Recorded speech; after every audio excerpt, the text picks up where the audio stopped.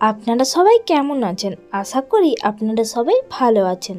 আজ আমি নিরামিষ দিনের জন্য একটা রেসিপি বানাবো, চিচিঙ্গা আলু পোস্ত। তাই এখানে চিচিঙ্গা কেটে নিয়েছি, আলু কেটে নিয়েছি।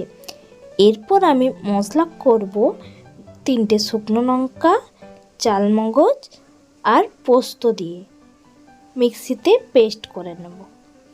এরপরে টমেটো দিয়ে দেব। পেস্ট করা হয়ে গিয়েছে।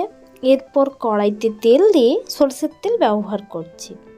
চিচিঙ্গাগুলো দিয়ে দেব। 1 থেকে 2 মিনিট ভালো করে ভেজে নেব। চিচিঙ্গা কিন্তু খুব ভালো করে ভাজতে হবে, না হলে কাঁচা কাঁচা গন্ধ আসবে। পরিমাণ মতো লবণ দিলাম। পরিমাণ মতো লবণ দেওয়ার পর ভালো করে ভেজে নেব। দেখুন খুব ভালো করে ভেজে নিয়েছি। এইবার পরিমাণ মতো হলুদ দিয়ে নেড়ে চেড়ে নামিয়ে নেব। আমার তো চিচিঙ্গা আলু খেতে খুব ভালো লাগে। আপনাদের কার ভালো লাগে কমেন্ট করে জানাবেন। এরপর দেখুন কড়াইতে সরষের তেল দিয়ে আলুগুলো ভেজে নেব।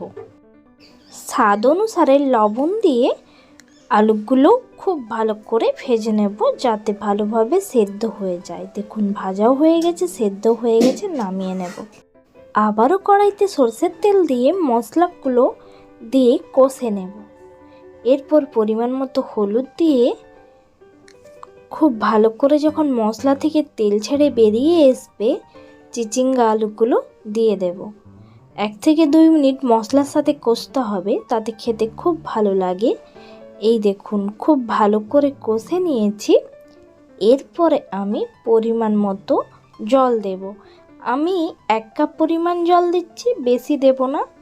দেখুন ফুটে গিয়েছে। আমি একটু ভালো করে ঘেঁটে নিয়ে নামিয়ে। উফ, গরম ভাতের সাথে কি দারুণ খেতে লাগছে।